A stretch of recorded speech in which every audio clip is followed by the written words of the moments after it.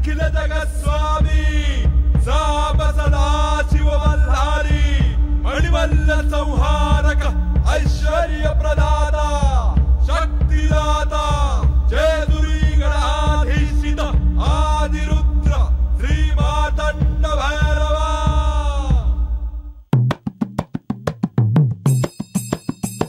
जय देवा जय देवा जय देवा जय देवा जय देवा जय शिव मातंडा।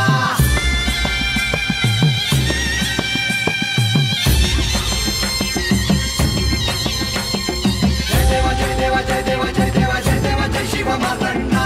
हरिवर्धन मल्हारी सूची प्रचंडा। अगडतुम नगारा सोन्याची जेजुरी देव गेले जेजुरा निळा घोडा। अगडतुम नगारा सोन्याची जेजुरी देव गेले जेजुरा निळा घोडा। पाऊ में तोडा कमरी कर पटा मिहिर मस्तकी तुरा। ओबऱ्याचा कुटका भंडाऱ्याचा भडका बोल अहंकारा सदानंदाचा येळकोट सदानंदाचा येळकोट। जय देवा जय देवा जय देवा जय देवा जय देवा जय शिव मातंडा। जय देवा जय देवा जय देवा जय देवा जय देवा जय शिव मातंडा। हरिवर्धन मल्हारी सूची प्रचंडा। जय देवा जय देवा जय देवा जय देवा जय देवा जय शिव मातंडा। हरिवर्धन मल्हारी सूची प्रचंडा।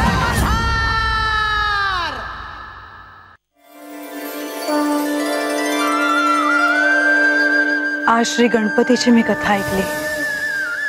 माझ्यासमोर इतके प्रश्न उभे राहिले की त्यांची उत्तरं शोधता शोधता हे आयुष्यही कमी पडेल असं वाटतंय मला। नाही म्हाळसा, तू सत्याच्या खूप जवळ आहेस। हो ना, मग मला अजून सांगा ना पार्वती आणि गजाननाबद्दल।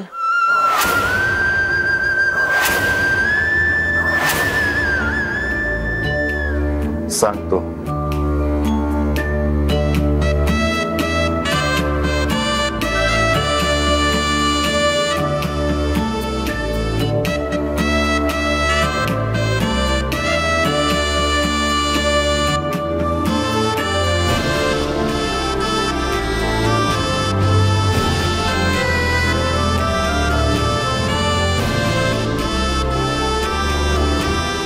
गजाननाने त्याच्या लीलांमधून अनेक अवघड गोष्टी सोप्या करून सांगितल्या आहेत।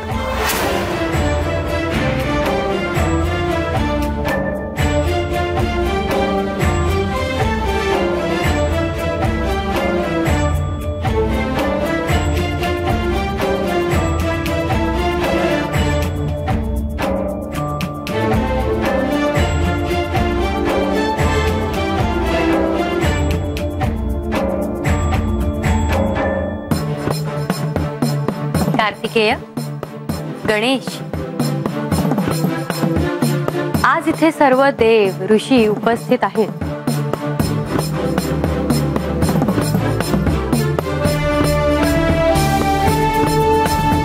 आणि ह्यांच्या साक्षीनं तुम्हाला पृथ्वीची प्रदक्षिणा घालायची आहे।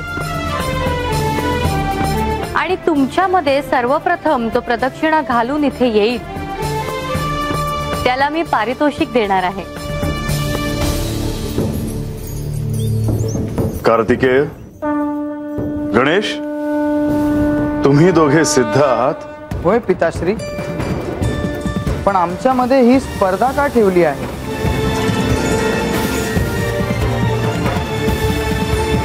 कारण ह्यात एक अर्थ दडला आहे। तो नेमका अर्थ तुम्ही शोधावा अशी पार्वतीची इच्छा आहे। मी या स्पर्धेसाठी सिद्ध आहे।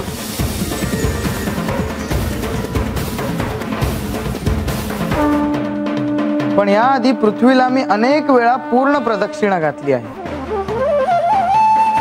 पृथ्वीच्या सभोवतालचे जे ग्रह, नक्षत्र, तारे आहेत, त्यातून जाणारे जे धूमकेतू आहेत, त्यातून कसे जायचे हे मला पाठ आहे। पण माझ्या बंधूला हे कसं जमणार? बंधू, मी प्रयत्न करीन। नंदी, आपण स्पर्धेला सुरुवात करूया.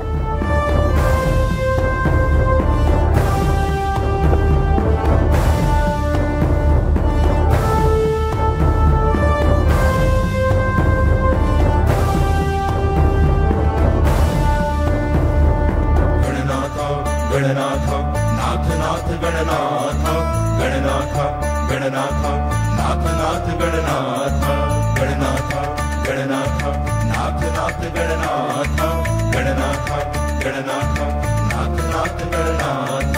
सुख करता दुःख हरता मंगल मूर्ती मोरया गजवदना गणनायक पावन मूर्ती मोरया. सुख करता दुःख हरता मंगल मूर्ती मोरया गजवदना गणनायक पावन मूर्ती मोरया. गणनाथ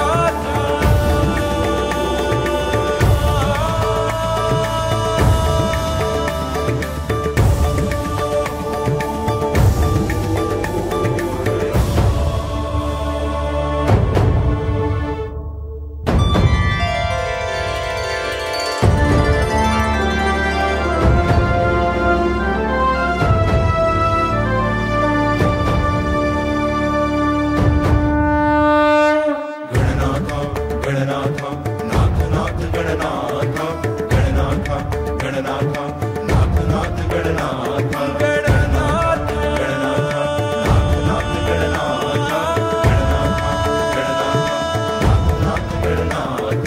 सुख करता दुःख हरता मंगल मूर्ती मोरया गजवदना गणनायक पावन मूर्ती मोरया. सुख करता दुःख हरता मंगल मूर्ती मोरया गजवदना गणनायक पावन मूर्ती मोरया.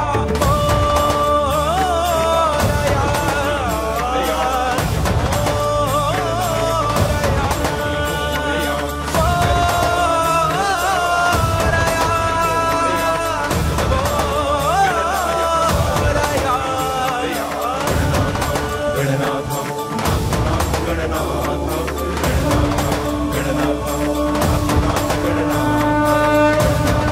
गणनाथ नाथ नाथ गणनाथ गणनाथ गणनाथ नाथ नाथ गणनाथ.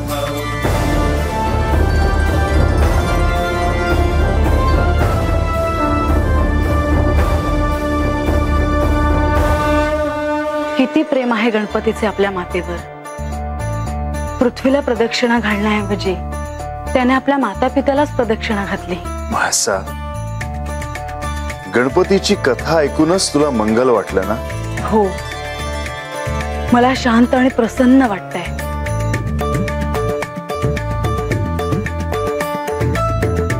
मंगल, मंग म्हणजे परिपूर्ण आणि ग्लू गायते म्हणजे शांत करणं, पवित्र करणं. जे आतून आणि बाहेरून पवित्र करतं ते मंगल. असे मंगल करणारी मूर्ती म्हणजे मंगल मूर्ती, अर्थात गणपती. गणपतीला उमा फल देखील म्हणतात.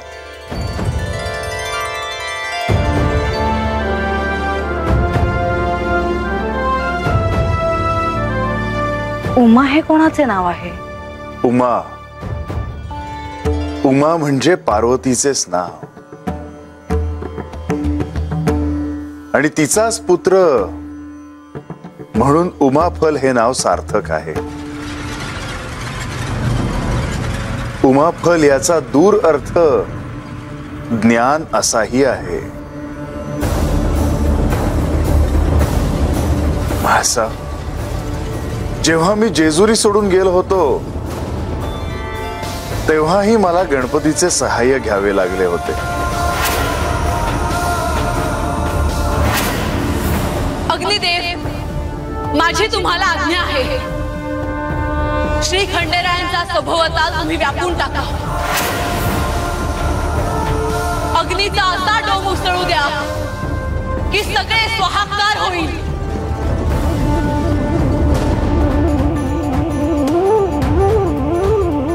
श्री गणेश, श्री गणेश, श्री गणेश. पृथ्वीवर माझ्या सभोवताली म्हाळसेने जे पंचमहाभूतांचे थैमान मांडले आहे ते तू पाहतो आहेस. याची झळ माझ्या प्रजेला पोहोचणार नाही याचे दायित्व तू स्वीकारले आहेस.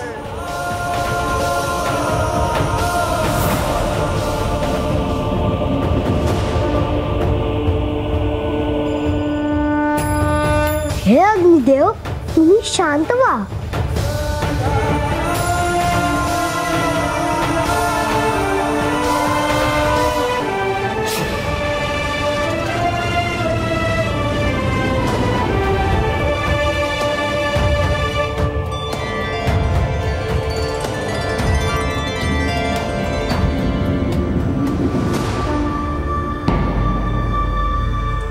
श्री गणेश, योग्य वेळी तू हे विघ्न दूर केलेस. आता मला माझ्या प्रजेची चिंता नाही. आणि अग्निदेवांना शांत करण्यासाठी गणपती तिथे आला होता. तुम्ही इथून मला जेव्हा सोडून गेला होतात तेव्हा माझ्या हातून जे काही घडले त्याला कारणीभूत तुम्ही आहात.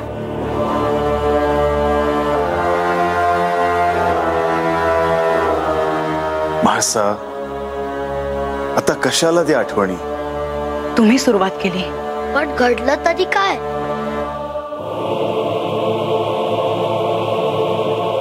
यांनी सारीपाठाचा डाव मांडला, कटकारस्थान केले, मग 12 वर्षासाठी मला सोडून बानूकडे गेले. म्हाळसा, ह्या सारीपाठाच्या खेळात तू जर जिंकलीस तर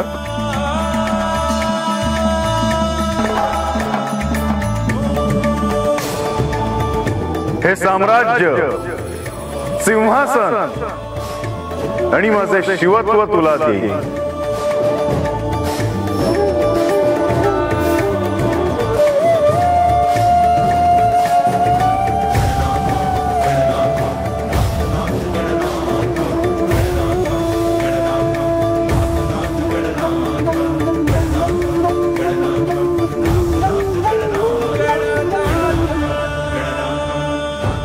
लतिका, मी जिंकले.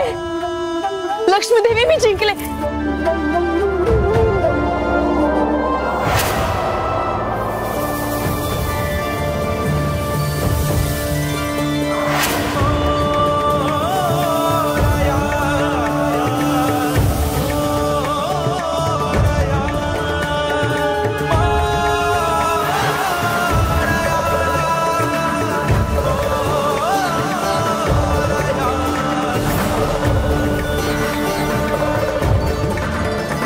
स्वाभाविकपणे माझ्या रागाची परिसीमा झाली आणि मी अन्न थांबवण्यासाठी पंचमहाभूतांना आदेश दिला. पण हे साक्षात महादेव आहेत. पंचमहाभूतच काय, पण सगळे ब्रह्मांड यांच्या अधीन आहे.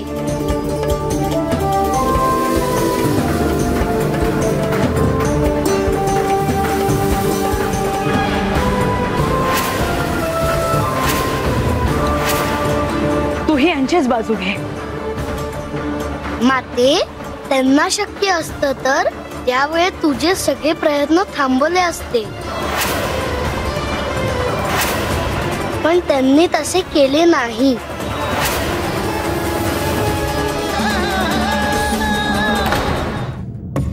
म्हणजे मी तुम्हाला जो वृद्ध होण्याचा शाप दिला होता तो तुम्ही निरर्थक करू शकला असतात.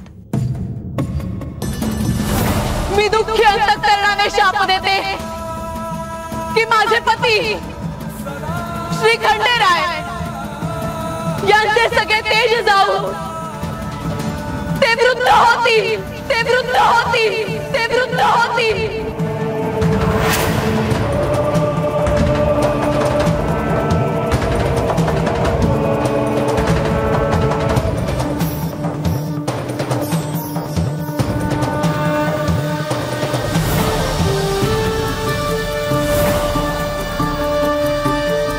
म्हाळसा, मी वृद्ध व्हावं ही तुझी इच्छा होती.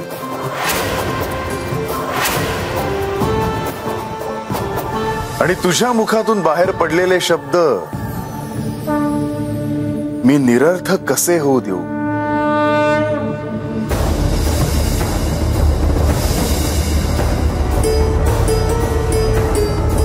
म्हाळसा, तुम्ही परत यावं एवढीच माझी इच्छा होती. आम्ही सगळे तुझे जवळच आहोत. तू बैस.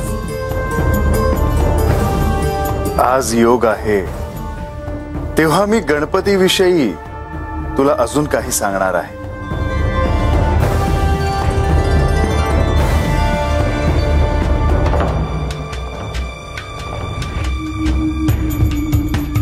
बानू, आज आख्यानामध्ये महाराजांनी गणपतीबद्दल सांगितलं.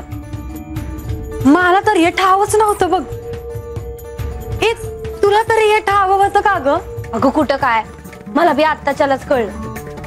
पण म्हणजे मला हे कळना झालं आहे का आजच्यालाच आख्यानामध्ये हे समजा कशापाय सांगितलं असेल महाराजांनी. अगं ये बानू, अगं आजच्याला काय आणि कालच्याला काय, हा?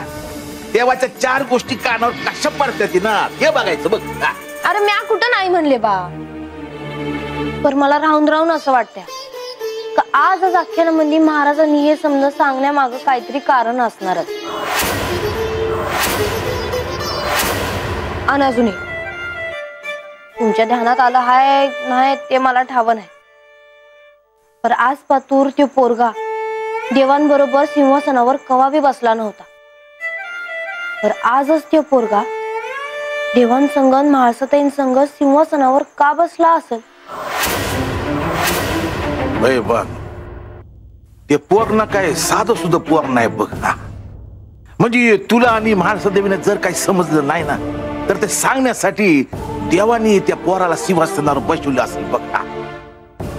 ते कुणीतरी मोठं माणूस आहे, देव माणूस असणार बघ. ते हायच की, त्या काय नाही म्हणते वय.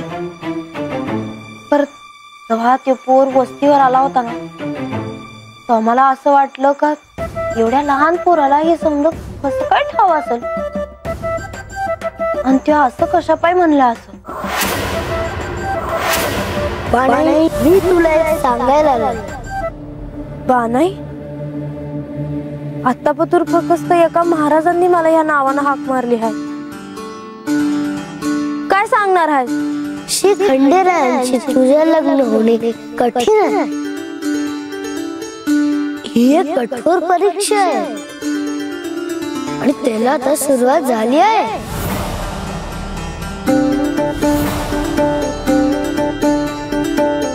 म्हातार बाबा, हा तर काय करतो आहेस?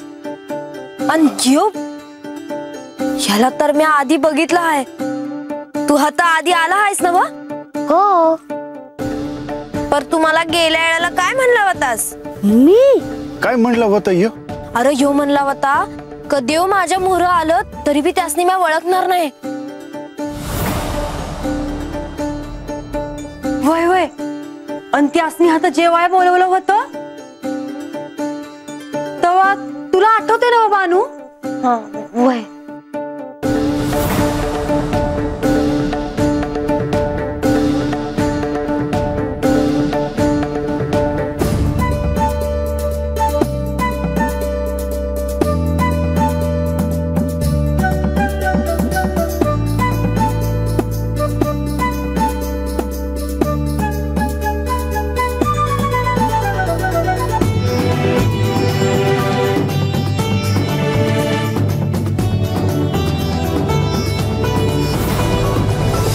मला त्याच वेळेला कळलं होतं का ह्यो माणूस कसा आता सुद्धा नाही.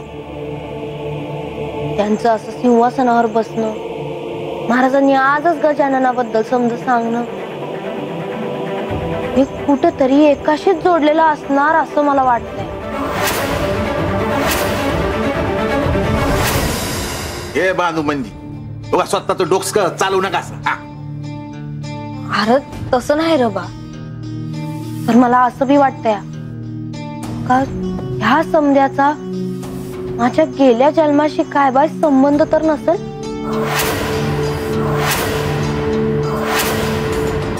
नारायण नारायण. महाराज